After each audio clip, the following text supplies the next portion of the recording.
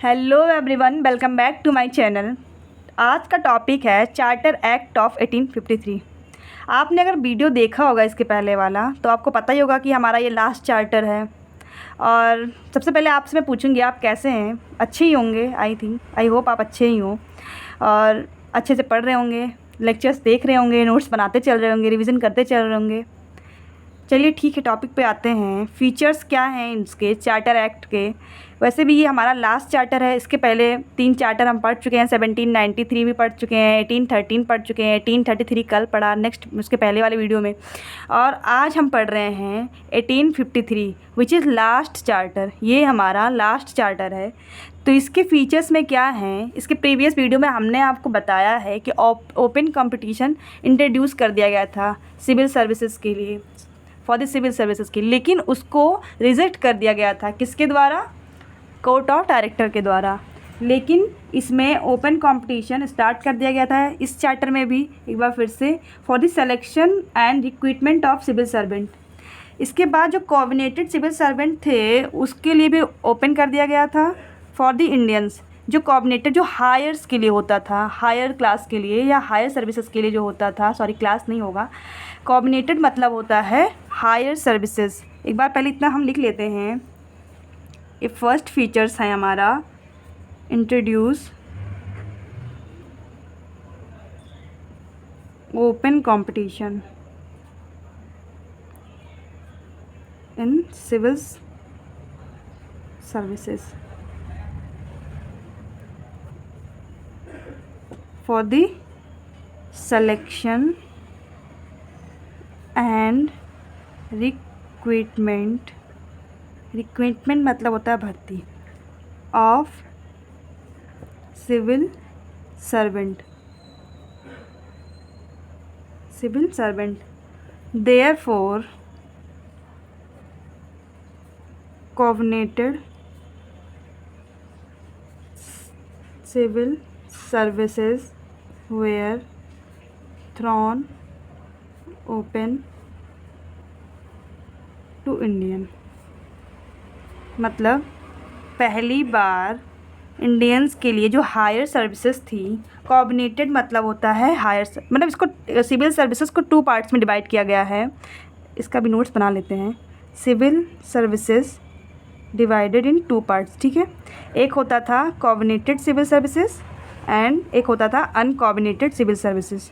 तो जो uncoordinated civil services थे उसमें इंडियंस के लिए, ये लोअर सर्विस के लिए होता था, इसमें इंडियंस को अलाउ कर दिया गया था। और ये जो कोऑर्डिनेटेड सिविल सर्विसेज थे उसमें ब्रिटिश सिविल सर्विसेज होते थे, सिविल सर्वेंट होते थे, ठीक है। लेकिन इस चार्टर एक्ट में कोऑर्डिनेटेड सिविल सर्विस भी इंडियन को अलाउ कर दिया गया था। ओपन कॉम्पिटिशन स्टार्ट हो गया था फॉर द रिक्रूटमेंट और selection for the civil servant, ठीक है। ये फीचर्स हमने देखा। इसी टाइम मैकॉले की कमिटी भी आई थी 1854 में, which is for Indian civil service. ये कमिटी जो थी इंडियन सिविल सर्विस की एग्ज़ाम कैसे करवाई जाएगी, कैसे होगा, सारी चीज़ें कैसी होंगी सिविल सर्विसेज को लेकर, ये कमिटी ही सारा चीज़ हैंडल करती है। तो हम लिख लेंगे on this Macaulay committee commissions on Indian civil services was appointed in 1854। 1854 में मैकाले की कमेटी जो थी वो आ चुकी थी, ठीक है, फॉर द किसके लिए? इंडियन सिविल सर्विसेज के लिए। नेक्स्ट फीचर देखते हैं। नेक्स्ट फीचर ये है, दूसरा फीचर हमारा ये है, मैंने आपको भी प्रीवियस लेक्चर में बताया है कि 1+4 क्या होता है, गवर्नर जनरल की काउंसिल्स क्या होती हैं। तो गवर्नर जनरल इन काउंसिल मतलब होता है, गवर्नर जनरल इन काउंसिल मतलब एग्जीक्यूटिव काउंसिल्स के जो मेंबर थे और एक गवर्नर जनरल, 1+4। तो पहली बार एग्जीक्यूटिव काउंसिल्स में 4 मेंबर थे और एक गवर्नर जनरल थे। तो governor general in councils, governor general council मतलब होता है 1 governor general plus 4 member in executive, इसी को कहा गया है governor general in council. But in this features in the इसमें इसका ये फीचर नहीं है, ये तो मैं आपको ये बता रही हूँ कि गवर्नर जनरल इन काउंसिल होता क्या है। लेकिन इस चार्टर एक्ट में गवर्नर जनरल इन काउंसिल्स के जो फंक्शंस थे उसको डिवाइड कर दिया गया था। तो हम लिख लेते हैं, पहली बार गवर्नर जनरल की जो फंक्शंस थे उसको डिवाइड कर दिया गया था, क्योंकि आपको पता ही होगा कि इतने टाइम से ये लगातार एक्सटेंड ही करते जा रहे हैं, इतना ज़्यादा एक्सपेंड कर रहे हैं यहाँ पे इंडिया में कि क्या बताएं आपको। इसीलिए जो 1+4 की जो मेंबरशिप थी इनकी वो कम पड़ रही थी, और ये गवर्नर जनरल की जो काउंसिल्स थी वो अकेले नहीं कर सकते थे, सारा काम इतना ज़्यादा काम होता था, ये अकेले हैंडल नहीं कर सकते थे। इसीलिए इस चार्टर एक्ट में इसका डिवाइड करना ज़रूरी था, डिवीज़न किया गया। तो लिख लेते हैं, for the first time governor generals councils for the first time function of governor generals councils was separated between two. ठीक है, कौन कौन सी थी? एक एग्जीक्यूटिव थी और एक लेजिस्लेटिव थी।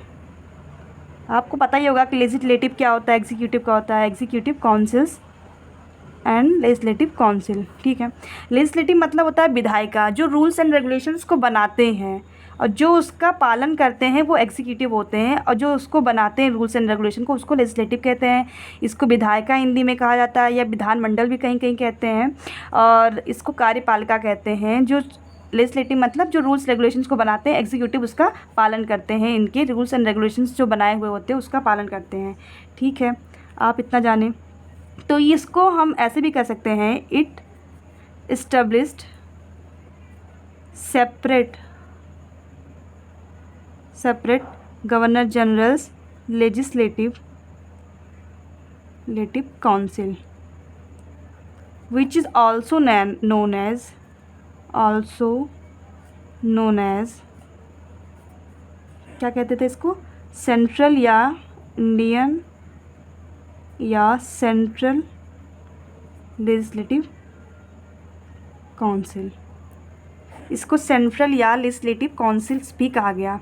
ठीक है, इनके काम को तो हमने डिवाइड कर दिया कि ये एक एग्जीक्यूटिव काउंसिल बनेगी, एक लेजिस्लेटिव काउंसिल बनेगी। इनकी जो फंक्शंस थे लेजिस्लेटिव गवर्नर जनरल्स काउंसिल्स के, उसको तो डिवाइड कर दिया, लेकिन मेंबर भी तो बढ़ानी चाहिए। जब चीज़ों को डिवाइड किया गया तो 5 ही मेंबर थे, तो 5 ही कैसे इतना सारा काम कर सकते थे? इसीलिए 6 मेंबर वेयर एडेड इन 1+4। 4 कौन थे? एग्जीक्यूटिव मेंबर थे, और 1 कौन थे? Governor general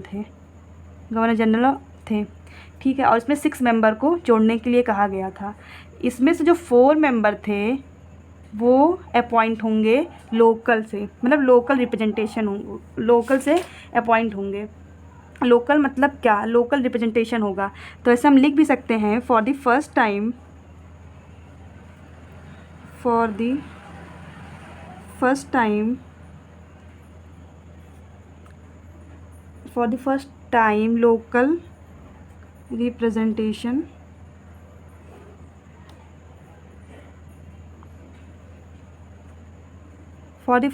local representation in central legislative council। इसको ऐसा क्यों कहा गया? क्योंकि 4 मेंबर जो थे, 4 मेंबर अपॉइंट होंगे लोकल से। लोकल मतलब क्या? लोकल गवर्नमेंट से अपॉइंट होंगे। कहाँ से? लोकल गवर्नमेंट में से कौन कौन से थे, कहाँ से अपॉइंट हुए थे? बॉम्बे से, बंगाल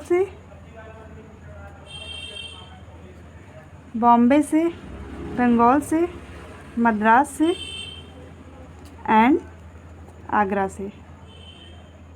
ठीक है, अब एक बार क्विक रिवीजन करते हैं हम। पहली बार ओपन कंपटीशन स्टार्ट कर दिया गया था सिविल सर्विसेज के लिए फॉर द रिक्रूटमेंट और सिलेक्शन ऑफ सिविल सर्वेंट। इसमें कोऑर्डिनेटेड सिविल सर्विस भी ओपन हो गया था इंडियंस के लिए। और कोऑर्डिनेटेड सिविल सर्विस क्या होता है? जिसमें हायर सर्विसेज होती थी, और इसमें लोअर सर्विसेज होते थे। तो कोऑर्डिनेटेड सिविल सर्वेंट जो थे वो स्टार्ट कर दिया गया था इंडियंस के लिए, जिसमें हायर सर्विसेज होती थी, और अनकोऑर्डिनेटेड मतलब होता है जिसमें लोअर सर्विसेज होती थी। और इसी टाइम मैकाले कमेटी भी आई थी, विच इज़ कम वो किसके लिए था, इंडियन सिविल सर्विस के लिए था, जिसमें अपॉइंट होते थे 1854 में। और मैंने आपको बताया कि गवर्नर जनरल इन काउंसिल क्या होता है। गवर्नर जनरल इन काउंसिल्स में 5 मेंबर थे, जिसमें 6 मेंबर ऐड करने की बात की गई। गवर्नर जनरल काउंसिल्स के फंक्शन को डिवाइड कर दिया गया था एग्जीक्यूटिव काउंसिल्स में और लेजिस्लेटिव काउंसिल में। इसको separate legislative council governor general legislative council भी कहते हैं, which is also known as Indian या सेंट्रल लेजिस्लेटिव काउंसिल। एक बार हम इतना तो हम जान लिए हैं। आई होप आपको समझ में आया होगा। अगर नहीं समझ में आएगा तो एक कमेंट्स में आप बताइएगा कि क्या समझ में नहीं आया, मैं उसको रिवीजन करवा दूंगी। और 6 मेंबर में से 4 मेंबर जो थे वो लोकल के थे, लोकल गवर्नमेंट के थे। 4 member from local government. That's why ऐसा भी हम कह सकते थे, for the first time local representation in central legislative. इतनी बड़ी बात थी कि 4 लोगों को लोकल गवर्नमेंट से अपॉइंट किया गया था, from Bombay, Bengal, Madras, Agra. I hope आपको समझ में आया होगा। नहीं समझ में आएगा तो बताइएगा। चलिए ठीक है, मिलते हैं नेक्स्ट वीडियो में। Thank you.